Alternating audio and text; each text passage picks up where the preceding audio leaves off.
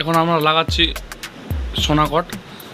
কতটুকু সোনাকট ডাললাম, এই যে এতটুকু একটা ফ্রেমের মধ্যে এতটুকু সোনাকট লাগবে। এবার আমরা এর মধ্যে লাগাবো সেন্সিটাইজার। 1 2 3, এটা অনুমানিক 5-7 ফোঁটা নিয়ে নেবেন। নিয়ে নেওয়ার পর তারপর সোনাকট আর সেন্সিটাইজার মেশানো কোটিংটাকে, যেটাকে কোটিং বলা হয়, কোটিংটাকে ভালো করে মিক্স করে নিতে হবে। এরকম করে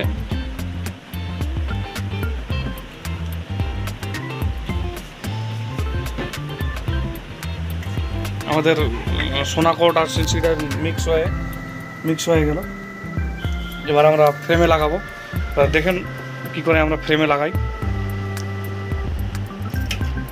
একটা স্কেল লাগবে, এরকম ছোট স্কেল হলে হবে, বা কোনো একটা লোহার পাত্তি হলে হবে। লোহার পাত্তির থেকে এই প্লাস্টিকের স্কেলটা বেশি ভালো হয়, কারণ স্ক্রিনটা মানে কেটে যাওয়ার বা ফুটো হয়ে যাওয়ার ভয় থাকে না আর কি।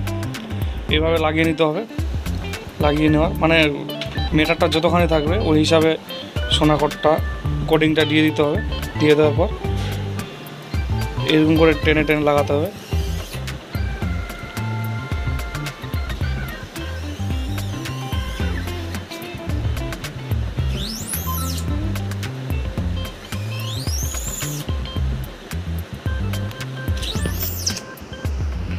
এবার আমরা ফ্রেমটাকে উল্টিয়ে নেব। উল্টিয়ে নিয়ে এবার এই পাশ থেকে মারবো স্কেল দিয়ে।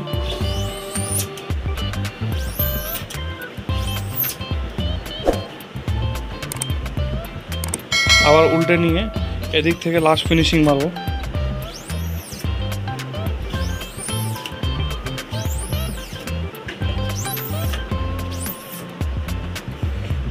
কোটিংটা ফ্রেমে লাগিয়ে নিয়ে ভালো করে একটু দেখে নিতে হবে যে কোথাও মানে কিছু নোংরা আটকে আছে নাকি। এবার এরকম একটা হেয়ার ড্রাই লাগবে, আমরা তাড়াতাড়ি শুকাতে পারবো এই হেয়ার ড্রাই দিয়ে।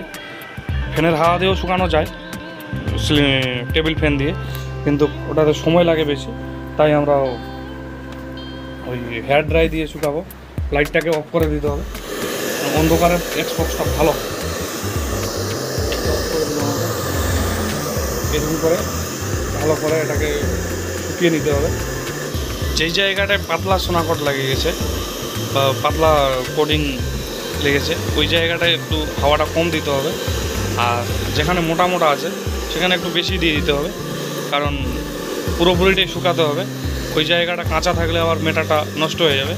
তো পুরোপুরি শুকানোর জন্য যেখানে মোটা হয়ে আছে সেখানে একটু বেশি করে হাওয়াটা দিতে হবে।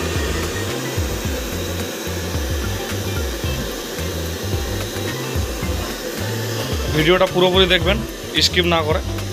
যদি স্কিপ করেন তাহলে বুঝতে পারবেন না বা বোঝানোর অসুবিধা হবে, মানে কেমন করে এক্সপোজ হয়। এই যে আমার মেটার শুকিয়ে গেছে, পুরোপুরি ভালোভাবে শুকিয়ে গেছে। বেশি শুকানো যাবে না, বেশি শুকানো হার্ড হয়ে যাবে, আর হার্ড হলে এক্সপোজ করতে অসুবিধা হবে। তো আমরা এখন লাইট বক্সে দিব। এই যে আমাদের লাইট বক্স, এখানে ক্যালেন্ডার প্রিন্ট করব, মেটার এখানে রেখে দিয়েছি। এখানে একটু ঠিকঠাকভাবে বসিয়ে নিতে হবে। বসিয়ে নেওয়ার পর এবার সাদা কাগজ দিয়ে ওটাকে ঢেকে দিতে হবে, মানে মেটারটাকে ঢেকে দিতে হবে যেন আলোটা বের না হয়ে যায়। জেরক্সের পিসটা হোক বা পাতলা কাগজ হলে বেশি ভালো হয়, আর্ট পেপারও দেওয়া যায় সাদা কালারে।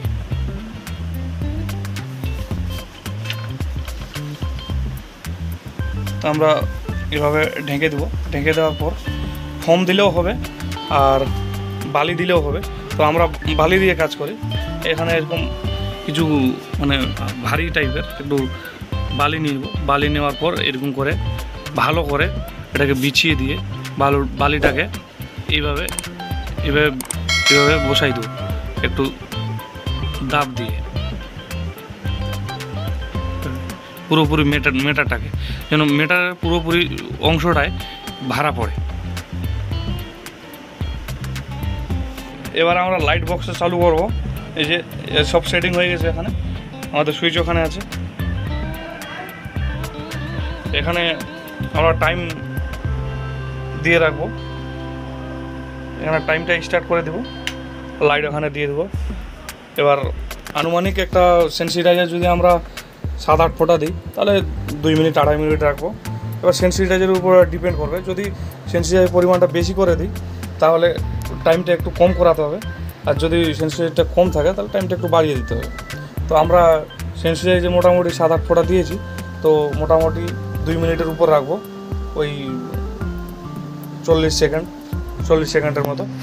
তো ততক্ষণে আমাদের এক্সপোজ হচ্ছে। মোটামুটি আমাদের 2 মিনিট 23 সেকেন্ড হয়ে গেছে। আমরা 30 সেকেন্ডে লাইট বন্ধ করে দেবো। 30 সেকেন্ড হয়ে গেছে। এবার এটাকে ভালো করে বালিটাকে উঠিয়ে নিতে হবে।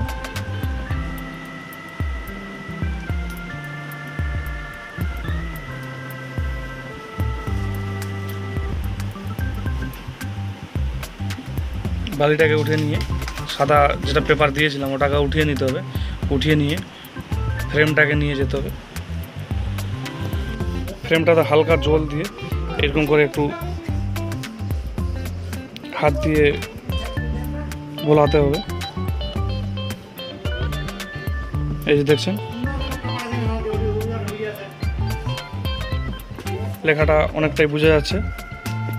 এবার এই পাশ থেকে একটু জল দিয়ে ধুয়ে দিতে হবে।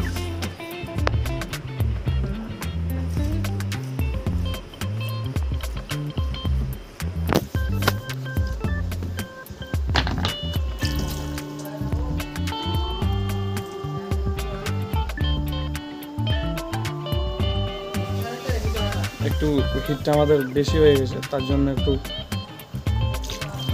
এই স্প্রে বোতলটার প্রয়োজন হবে।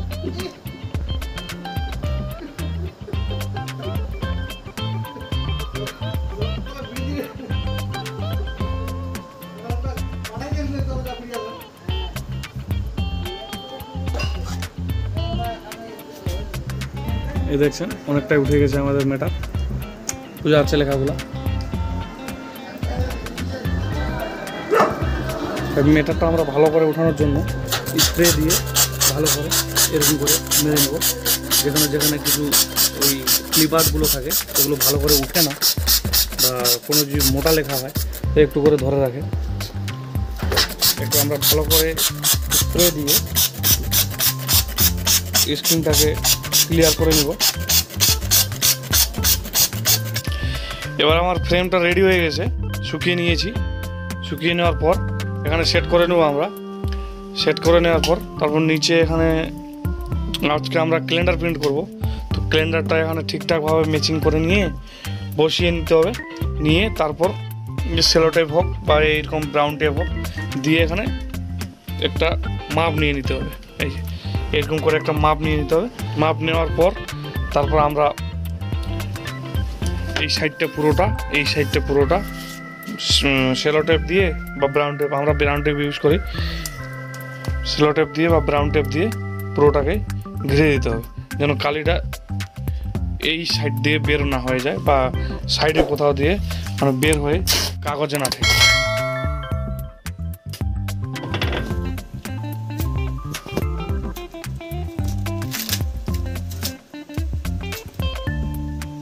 এভাবে লাগিয়ে নেব সেলো টেপটা, আমরা দেখতে পাচ্ছেন।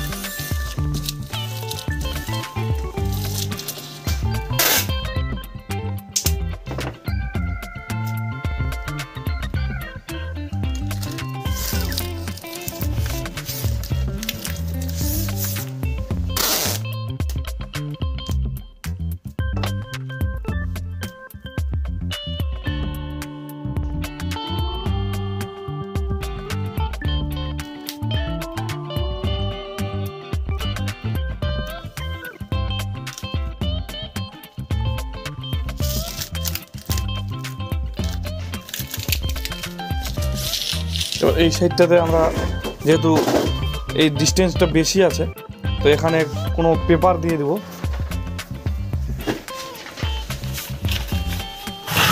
এই পেপারটা এরকম ফোল্ড করে নিয়ে এখানে এরকম করে বসিয়ে দেবো। তো এখানে একটা পেপারে হবে না, আরেকটা পেপার নিতে হবে। আরেকটা পেপার নিয়ে ফোল্ড করে এভাবে বসিয়ে দেবো। বসিয়ে দেওয়ার পর এর উপরে সেলো টেপটা আমরা মেরে দেবো। সেলোটেপ হোক বা ব্রাউন টেপ হোক।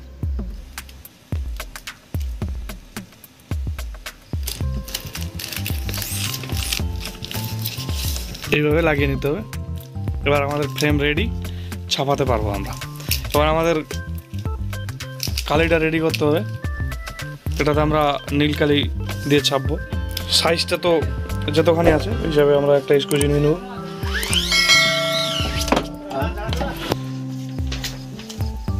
দেখতে পাচ্ছেন কত সুন্দর প্রিন্ট হয়েছে। এই যে নীল কালি দিয়ে প্রিন্ট করেছি।